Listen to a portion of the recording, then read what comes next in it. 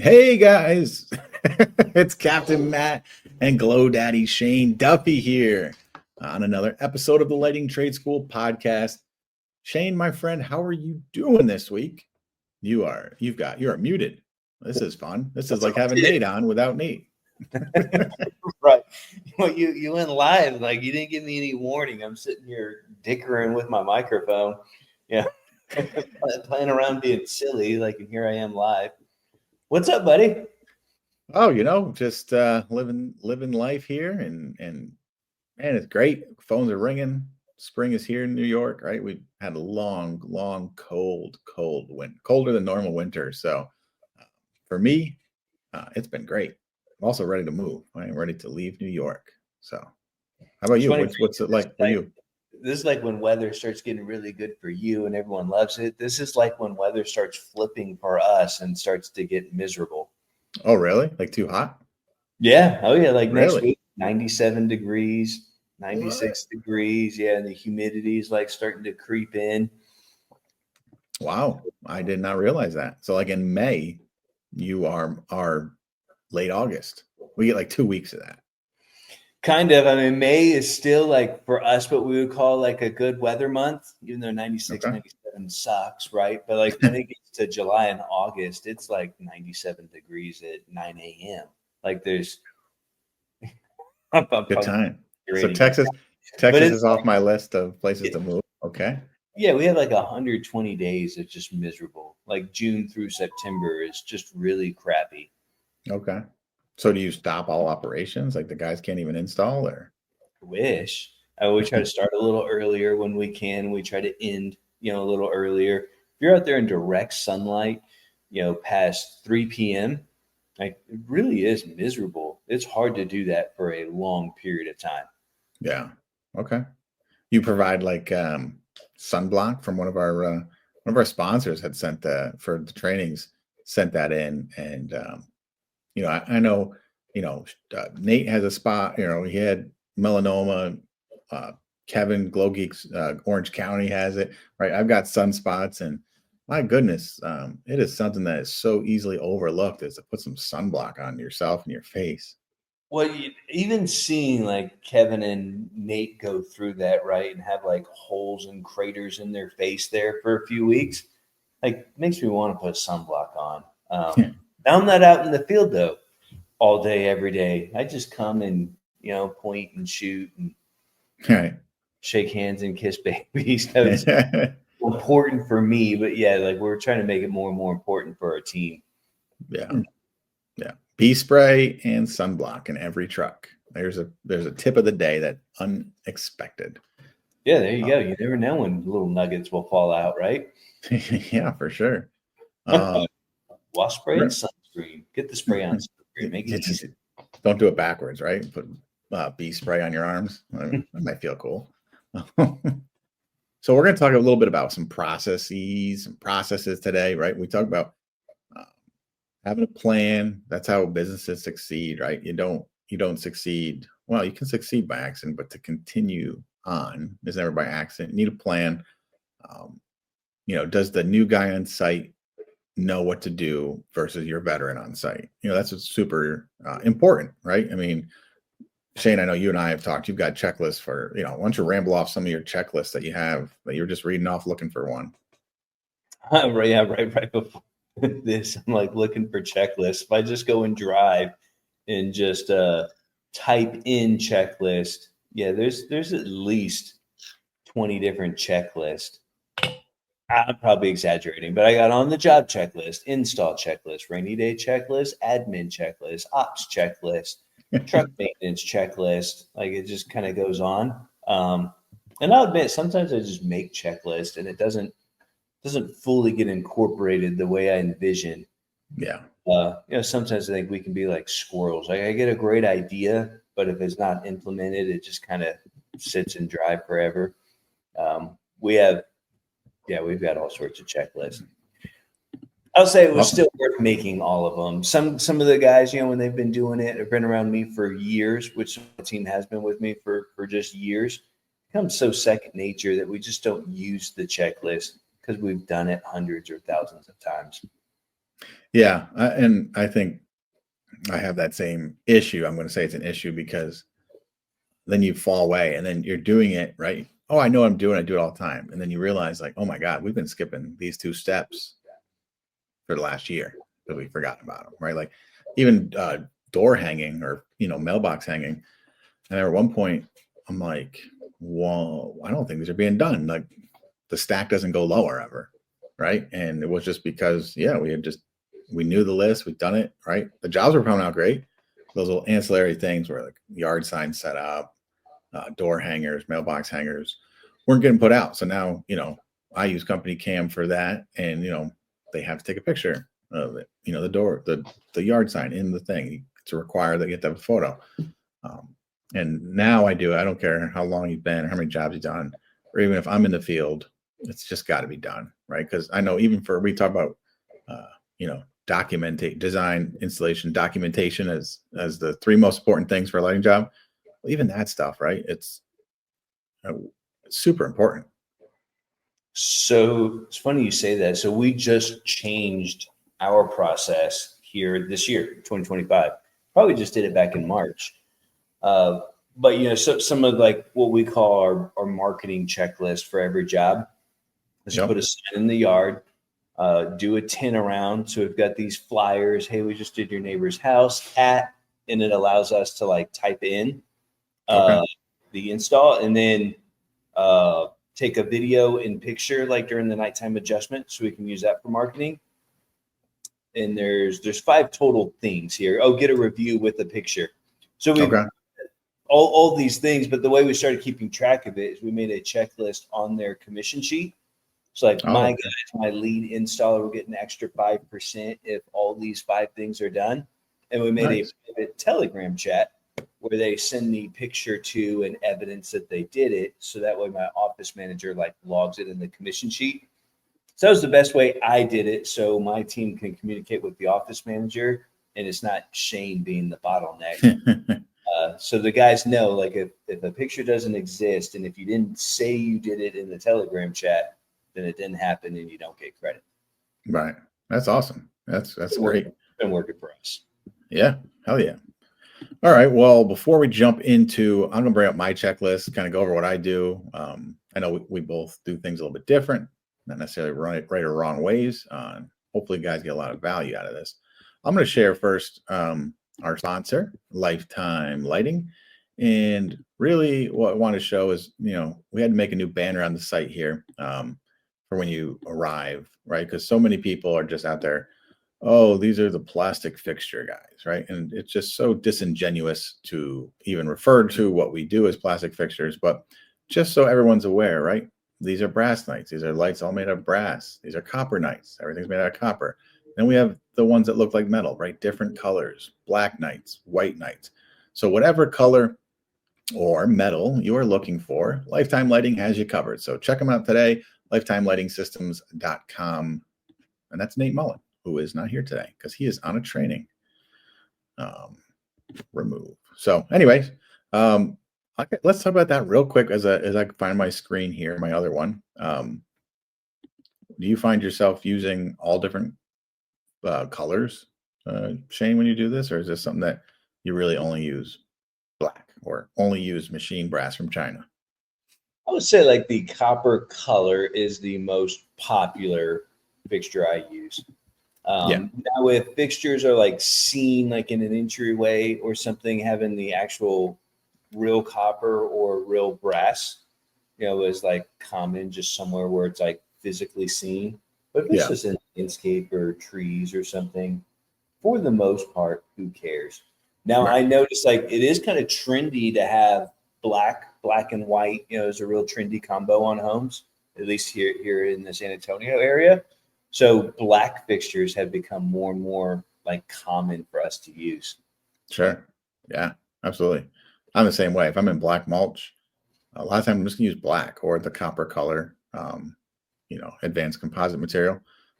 And besides path lights or area lights, right? Always copper and brass tops or copper tops, but they look badass. All right. I will say that. Sorry, the enhancer light our pathway light's 3 feet tall. I say ours, it's Nate's, right? Like it's not mine. But because we use it, it is the prettiest like area enhancement light, pathway light that I think I've ever seen. And I always like that in copper because it's always seen, it's always visible. Like that's a pretty fixture. Yeah, no way to hide that fixture, right? No. Yeah, it's gorgeous. I love it too. All right, so I'm going to go ahead, share my screen. I think you can see it now. So basically, again, I know CompanyCam is super popular. Obviously, I use CompanyCam, and this is landscape lighting template. Description above, fill out as you go. Do not check off until all sub items have been done. So I'm going to go over the first ones that are really quick, right? So when arriving, technicians on site, right? So I want to know who's there, right? So they type in their names, arrival time. That's obvious, right? What time you arrived, what day on the job. So is it your first day, second day, third day? And then what phase you're working on or was closed. So I do a lot of phasing, right? So like I'm working on one right now. I think it's like 9-10 phases. So when that closes, like, is it phases 1 through 3? Is it phases 1, 9, 10? It's just something that we can easily reference while checking about profitability and all that stuff. So is this a daily checklist? If it's a multi-day job, they're filling this out every day. Yeah, correct. Absolutely. Because it's easy to, especially like technicians on site and arrival time. Because even though we have, a clock-in system, they got the clock in and all that. You never know what happens from when they clock in to how long does it actually get them to the job, right? I know how long it should take, but we all know, right? It's like, oh, we're going to clock in, then we're going to grab our morning coffee on the way. We're going to do this, we're going to do that. And so even though it might be a half-hour trip from the office or less, they might not arrive for an hour total from when they clocked in to when they get there. So it allows me to track the time on site for a job so that I get to know how long it takes, really, so I can have, hey, every fixture takes about this long. And that's why I do it. All right. How consistent are your guys actually filling this out every day? Pretty consistent. I mean, I really force it, and like I'll log on, right, like during the day, and this is how I get a quick glimpse of where they're at in the project. So if I see that no one has typed in anything, I give them a call. I'm like, yo, this isn't optional. And the reason isn't because I don't want to micromanage or I need to see all this stuff. It's because documentation is so important. As I know, a year from now, 2 years from now, none of us are going to remember, when you were there, what you did, pictures of it, all that stuff. It just gets forgotten. As much as we all think we'll remember, we just don't. So it's super important. Or let's say there's a problem where a client calls with, hey, I get the compliment call, right? Like, your guy was so great. Well, who do I, give a little pat on the back or a bonus to if I can't even tell who that person was, right? Do these auto-populate in CompanyCam, or are you physically putting the checklist on every job? So they don't auto-populate. You just go to the checklist section. We try to do it before, you are actually out there. But if not, you just hit it. You hit, new checklist, and it says use template. Boom, you click that, and then you click the landscape lighting one. So it takes all of 3 seconds if it doesn't exist inside of the project, when you get there. All right. Yes. I love it. Yeah. I'll go through some of these, super quick, right? Place yard sign, play music, should be loud enough to hear, but not disturb the neighbors. Introduce yourself to the client, set up the easy up, set up folding table, place all tools, place all materials, record length of. You're moving way too fast. Am I? You've got to have questions. Why Okay. playing music? Because I do the same thing. I make sure that we play No Limit when we pull up on the job site, like some old school Master P. Joking. I hope someone knows that I'm joking on the phone, whoever's listening. But you put play music because I know that that's your thing. What music, and why do you do that? Yeah, so I'm all about experiences, right? When I started the Christmas guys, I wasn't just hanging lights. It was creating an experience. So when I got into landscape lighting, it was the same thing. I didn't want to just be a guy who sold fixtures and needed to sell the experience. So obviously Captain Matt, Tom of Bahamas, Barefoot Lighting our package names are like Mimosa, Staycation. So I want everything to be wrapped around this whole entire vibe and feel. So yeah, basically think of, I have a playlist on Spotify, right? But there's, Jimmy Buffett, Kenny Chesney's kind of stuff that is more tropical feel, all that stuff. So it plays. So when the client comes out, they hear it. When neighbors walk by, they hear it. It creates a whole different mood, and people are like, "What is going on over there?" Right? It's not typical contractor music. Now, that's me and mine, right? Like, if you want to use Master P and that's your marketing style, there's nothing wrong with that, right? Don't use what I'm doing just because I'm doing it. It makes sense for my branding. It wouldn't make sense for a glow geek to go do it. You know what I mean?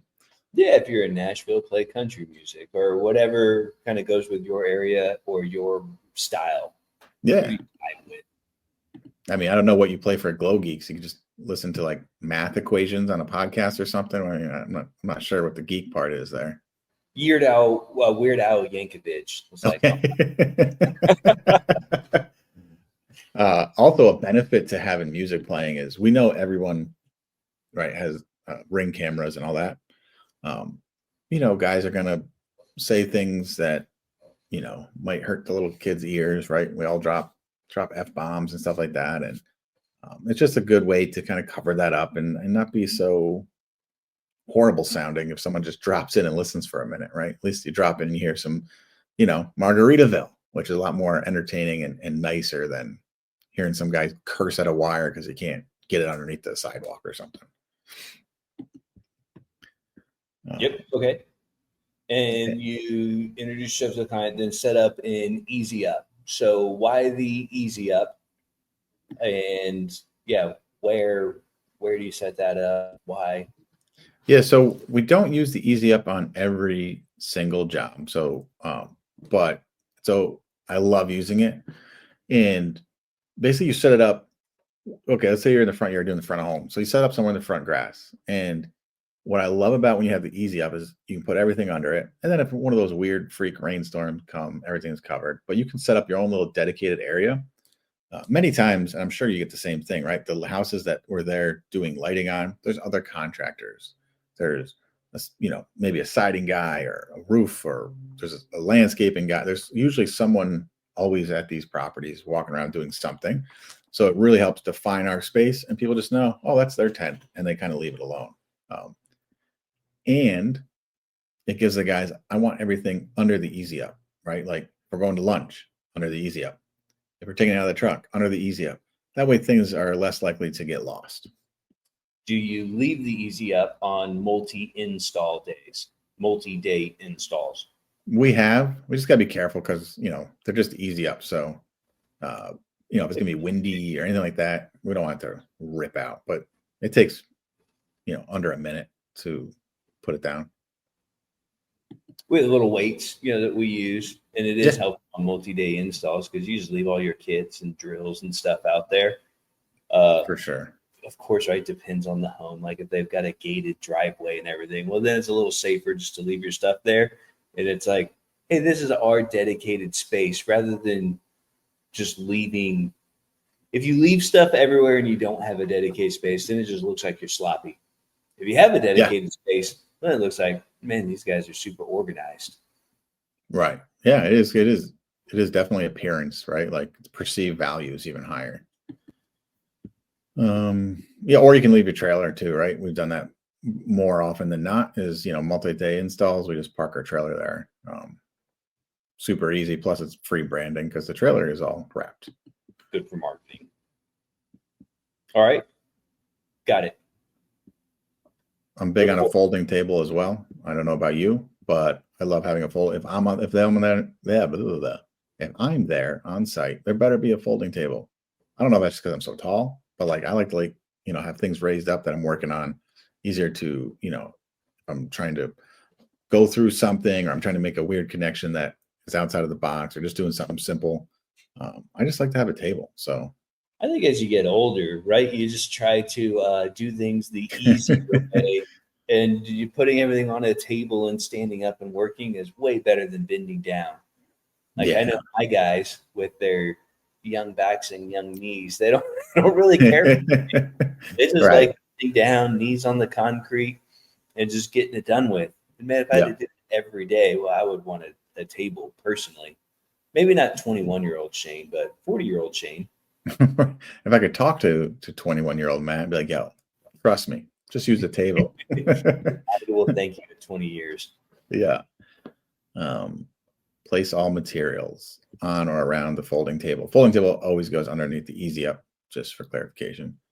Record wire length.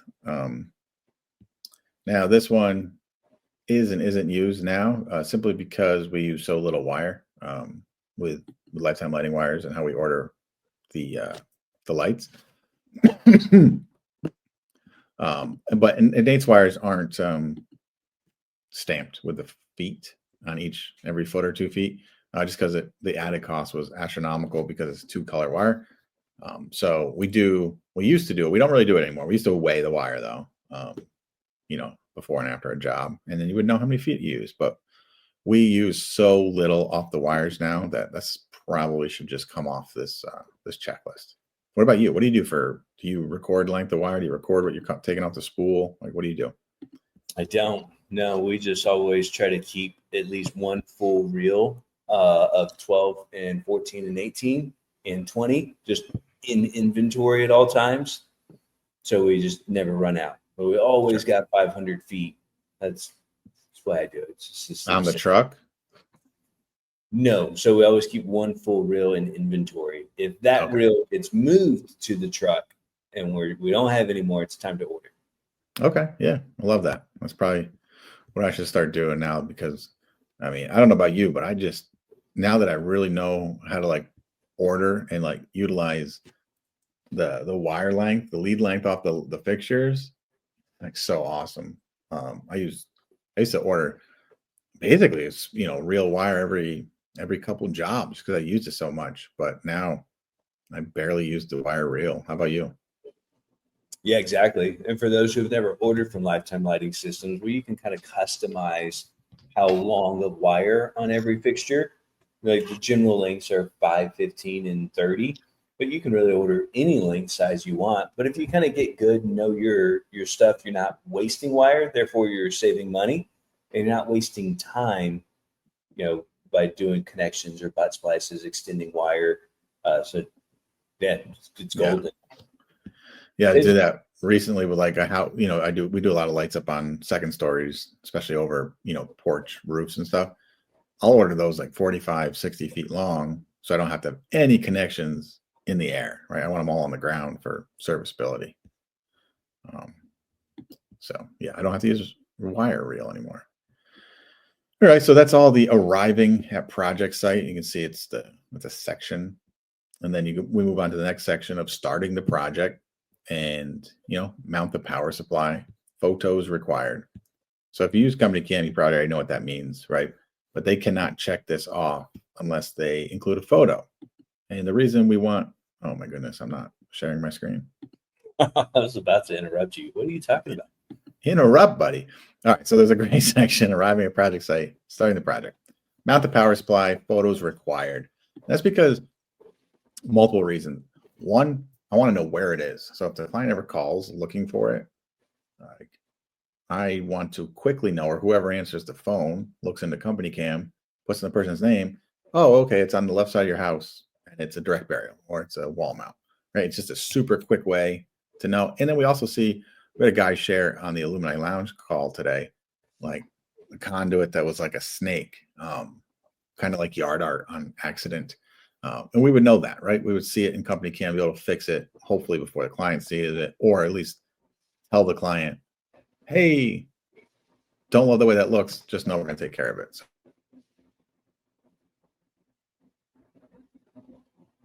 Yep, dig it. And smart plug or timer. I guess technically that would be in the picture as well. Yeah, and I say set up because, we use 99% the smart plugs, so they got to hook up to the Wi-Fi and all that jazz. So it's like a whole separate item, Then we're gonna place your home box. This is where all the wires live off of the power drivers before they go out into the field. All right, walk around the project site, place flags where fixtures will be. Now, it says flag. Sometimes this is actual fixtures, but they're placing something where they're going to be. Then start installing the fixtures, right? And notice this little tiny line here. Start with the fixtures on the home. It's important to have clean hands. I don't know about you, but when we do lighting on the house. Makes sense. Your internet's a little shady, by the way, but doing doing the fixtures on the home first, so that way you don't have your hands in dirt and mulch and muddy. So that way those fixtures stay pretty pristine and clean looking. Yeah, exactly. And just the house around it, the siding, all of that, instead of having a bunch of handprints everywhere. So if you start there, you're it's usually less cleaning. I think also if you don't finish a job, in one day, or it's a multi-day, getting all the lights on the house first, like what I think is pretty important, so the customers can actually see progress. I want them to come on the first night. Yeah. When we're doing a multi-day install, we try to put everything placed, even if we have to wire nut everything in place just really quickly, so everything comes on, or at least that particular phase or section. And then we tell the customers, hey, homework for tonight. I want you to go out. I want you to take pictures. And that helps us be able to adjust something and really kind of look at it if anything's messed up. That's awesome. Second day, we're hiding the wire and trenching and doing that. That's the way we do it. No, that's awesome. I agree. Like having some lights on if you don't finish a project is super important, because otherwise people are like, well, they were here all day. They got nothing done. And I'm not one of the companies that does the whole move that bus, when we're done and we do a big reveal. Just, enjoy your lights. All right. So make sure you didn't miss any fixtures on the home. Right? It's a secondary thing I put in there. Because it's easy to miss stuff, right? Start installing the rest of the fixtures. Then we're going to connect and direct wire runs with J-boxes. Test all fixtures. Make an as-built. Photos are required. As-built is where you're indicating where all the wire and the fixtures are, what the fixtures are, and if there's any special mounting. So like if it's a, wall mount, U-bracket, dome bracket, whatever, right? Notice that test all the fixtures is before burying all the wire, because there's one surefire way to make sure that some fixtures don't work, and that is to bury the wire before you test them. I don't know. I think it's something in the lights where if you don't do that, they don't work. This is so to even better do that. I always say, man, you have to install hot. Yeah. So you make sure your team installs hot. Yes, but right, like when we're there and we have multiple sections running everything, there'll be some sections, because let's say we have 3 guys on site that just the wire's not there yet, right? Because I have one guy that's going to work on the power. So then they're going to start the fixtures. Another guy's going to start the fixtures. But yes, it's going to get live as soon as possible, for sure. So pro tip, always install hot. We had one time, it was just a new guy, or maybe just made a silly mistake, but it was at the end of the day, we just installed 40 fixtures or something. I think it was even the last 40 fixtures. So we're we got to make sure. And then at the end, we flipped everything on and turned it hot. And then it kept shorting and it kept tripping the GFI. So it was oh my gosh, we can't leave now. It's in the middle of a hot day. It's 5 o'clock. We're all exhausted. And we had to go back and spend 2 hours going through every connection, finding the problem, who messed up, where and why, reburying all the wire. You only have to go through that once to realize, man, if we just would have installed hot, we would have immediately known, that he was doing it wrong. He was actually putting the positive and the negative in the same grease tube. Seen that. Yep. I think everyone's made that mistake, but at the end of the day, we're all super pissed off at it. Newbie mistake. So yeah, don't do that. Make them install hot, especially when you're nailing. When you're nailing trim or something and hiding wire, you want to know if that nail or staple hits that wire, because it'll immediately trip. You go in afterwards and turn it, and you've got 100 nails all over the place and trim everywhere. that is a doozy to figure out where the hell you messed up. Yeah. And I'll just say, well, when you're doing it live, like, right, put your wires together before actually putting the copper crimp on the grease tube, because I know it's easy. Some of the guys will put it all in, like, especially if you're bringing, let's say they're bringing like 6 fixtures into one, right? They make the connection, they put the grease tube on, then they stand up and go look. They're like, oh, 5 of 6 fixtures are lit, right? They forgot a wire. Well, now it's too late, right? Now we have to cut it, redo it all. You got goo everywhere, all over you. So, twist them lightly together. You didn't leave enough slack on that one wire. Yep. You recut it out, and then you got to just butt splice stuff in or make multiple connections. Yeah, that could be a pain in the butt too. Yeah, for sure. All right. So yeah, we're gonna test all the fixtures. That can be as it's going, right? Doing it live, making the as-built. Then we bury the wire. So you make the as-built before you bury the wire, because it's super easy. CompanyCam, just take pictures showing where the wire is, so you know the general location of all the wires. After you bury the wires, because you already have your as-built built, you've already tested them. Now you test the lights again. And why you do this is because you want to make sure that we didn't cut a wire during wire hiding. You do the same thing? Because it's always hot, so technically, yeah, they're always being tested. Right. Yeah, I mean, do you actually walk around, like, you say you have a 50 light project? Are you like burying a portion of the wire and like just looking ahead just to make sure nothing's happened? I guess we are constantly making sure all the lights are on, just walking back and forth. I don't know if it's like a particular walk around. Right. We do when we're burying, like, we always know the lights are on. As a matter of fact, on a multi-install day, we just leave the timer 24/7 on. Oh, yes. Let the lights burn in. Let the 3-week burn happen. 2-hour burn-in period. There's a story behind Nate doing that. But basically, if the lamp is going to fail, it's going to fail within the first 50 to 100 hours or something of being on. So you want to leave them on 24 hours. Just make sure you just don't get a lamp that burns out. Yeah. No, it's great. It's great. Or, I mean, I know with like path lamps and stuff, it's really easy to grab the wrong one, right? Like we have path lamps everywhere, right? We have cases of them. Now, of course, they come with the lamp or the lights, but especially on a multi-day or even, big project, or maybe you're short man where you're just one guy doing it all. I'm grabbing this. And it might be one that you had done a maintenance job on that you pulled a bad bulb. Doesn't look bad, right? Visually, it looks great. So it might have an hour left. It actually just happened 3 weeks ago where my guy did that, put a lamp in on a maintenance call. It worked. His picture of work and leaving. The next day, client calls. I know I saw your guy here, but there's still a light out. I was like, oh my God. All right. I will jump back in. I think every time I share my screen, I get a little internet issues, which is super strange, keeping Nate alive. So then we set the timer on the Wi-Fi plugs for the client. I always set it for them. I don't ask. I'll change it if they ask, but I just always set it. I don't leave it up to them to set the timer. And then what type of power supply was used, right? Is it 12 volts or varivolt? What Kelvin are in the lights?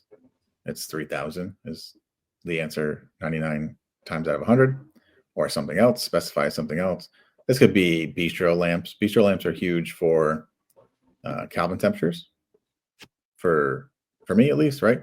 Because I've got 2200 Kelvin temperatures, there's 2400, there's 2700, and 3000. Now, I've never ordered them so dramatically different on purpose, but I know I have those all in existence. Do you record Kelvin temperatures on every job? We do. More so, and it is more important when we know it's not 3000, because 98% of our jobs are 3000. So if it's not, we make sure and record it on the as-built. Makes sense. Yep. I like putting it more on the checklist right then and there, kind of the way you do it. Sure. Rather than putting it on the as-built. So I like that. Yeah, I get though. I mean, yes, right.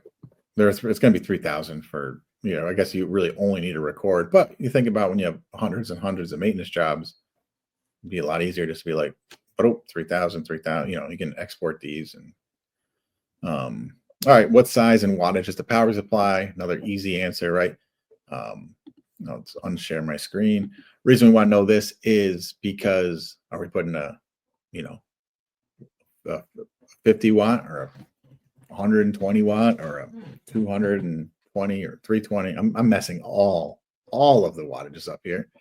320, 240, 150, or 54. Super important so that we know, like, do we have room to add? Whether it's a big job or small job, I want to know. Because it's usually those small jobs where we can accidentally overload if we use like a 54 watt, right? Small job. Then you even add like a light or two. Okay, that didn't work, right? So do you record that in every job too? Yep, 100%. Nice. All right, we'll jump in, finish up here. Now we have leaving the project site. Clean areas that you worked in. Check and record the primary 4, which is amps and volts on the primary and secondary side. Count and record fixtures. So I have them do this because obviously we know what we ordered for the job, but I want it listed too, right? I want it to be super easy. 12 creators, 3 Edisons, 4 Skylar MTs, whatever the case might be. All contained within the same little bucket on my checklist. Do you do that as well or no? We record not necessarily what fixtures. Well, no, I do on the as-built. So we put Sure little dots that kind of coordinate with what kind of fixture it is, and then we'll record whether it was 4 watts or 6 watts. Okay. Which 90% of the lights are 4 watts, 36 degree. But if there is something that varies, we make sure and record that. Sure. Okay. Typed on our as-built, which I can show examples of that. Yeah. I only have a couple more here. So then you do a video walkthrough of the project, right? Do short videos of each section instead of one long video. Upload them to CompanyCam. And that's just video walking through the walkthrough. We get the power supply here, wire runs this way, and we come to uploading the home with 4 creators, whatever. It's just literally them talking and videoing as they talk. Take pictures of each section. And the reason I do both is so that we can do reports, so it's easy to pull up, right? Videos are great when you're on site trying to troubleshoot. They're not great when you're trying to answer the phone call from the client and answer a question or see where a fixture was placed. Then putting away everything, right? Put away the table, the easy up, confirm the smart timer is working before leaving, because as long as it's working, we can fix it from anywhere. Then let the client know you're done for the day. Huge, huge, huge, huge. Then what time you depart, and did you put flyers in mailboxing around the neighborhood? Perfect. When it is a multi-day, are they filling every single one of those things out every day? Obviously, some of those are more just end of the job rather than end of the day. Yeah, some of them for sure, if you don't get it done in that day, don't make sense for the fixtures and stuff like that counted. I still have them to actually do the fixtures that are installed, but yeah, I mean, obviously I'm not going to have them bury the wires on the first day. So that's why some of them can definitely be skipped. And my guys know, and if there's ever a question, right, they can call and ask, but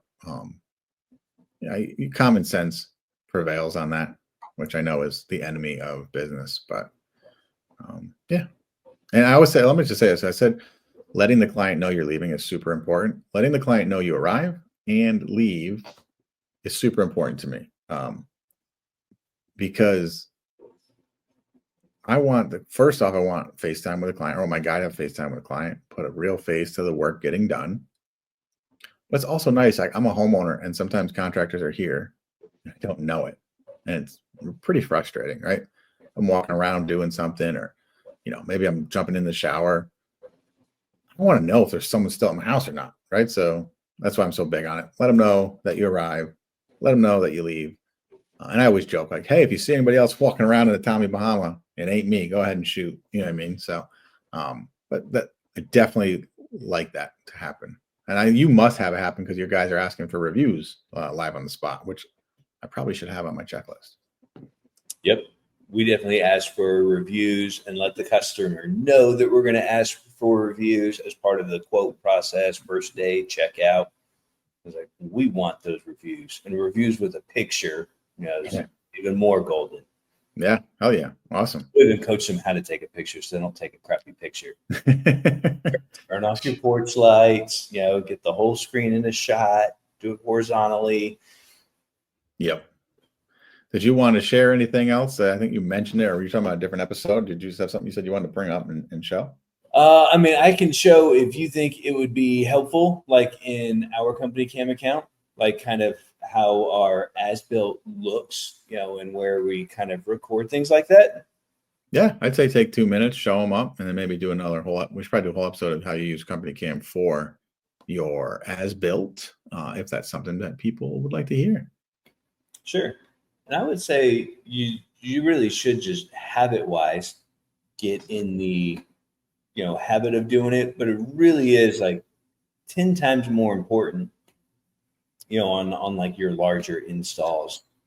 There's just more details to it, right? Like on a small install, well, you can just look. Right. There's only 10 pictures. It's obvious. You just take one picture. But here, let me see if I can blow these up. It's like this was where'd my picture go? Okay, let's see. So this was more of a larger install that we did. It's really kind of blurry when I pull it up. But you can tell driveway has a 320 direct burial. There's only 24 fixtures, 100 watts. Left side has 13, right side. And then I did this for like each area. Okay. There is. Now there's also a checklist with some things like written down, but I like it just all right here on the as-built. Yeah. So, the pink ones are enhancers. There's 5 of them. There's 6-watt guardsmen's. There's 7 of them. And then just kind of total. This is the left of the home. So 320 direct burial. It's 40 fixtures. It's 194 watts on it. Awesome. So, are you just using Google Maps or Google Earth for these, or are you just flying a drone? No, I wish. We did buy a drone for that purpose, but it's really just easier, probably 90% of the time, just to use Google Earth. Sure. This is blown up, so it's a little fuzzy. Like the way I'm looking at it is not that fuzzy, but that's how we do it. I draw out my home run lines so that we would kind of know where they go. But then we'll also, throughout the process, just like you did, like we'll take pictures, and like right here, you can see there's a video. Here we got what we call the bocce ball direct. So we take a little video of each area where the wire goes before we bury the lines. Awesome. Makes it quick and easy. I mean, it takes literally 30 seconds. Just pull out your phone, take a quick video before you bury everything. So when we go back, we know exactly what we did that day 2 years ago, 5 years ago. Yeah, that's when you're like, thank you, past self, so much. This saves me so much time. Right. There's no way I would remember it. Barely even remember 2 weeks later, much less, years later when we're going back. For sure. All right. Cool. Well, this has hopefully been good. It's been another fun time with you here, Shane. And Lighting World, check out lightingtradeschool.com. We got virtual, we got in-person trainings. Check us out. Come drop by the Facebook group, the Illuminati Lounge Club, and ask some great questions or some shitty ones. You can ask those too. Yeah, we love the interaction. Reach out. Let us know. Ask us a question. Gives us good content. We're here to answer those questions. Absolutely. All right, buddy. I'll talk to you later. All right. Later, Cat. See you next week. All right.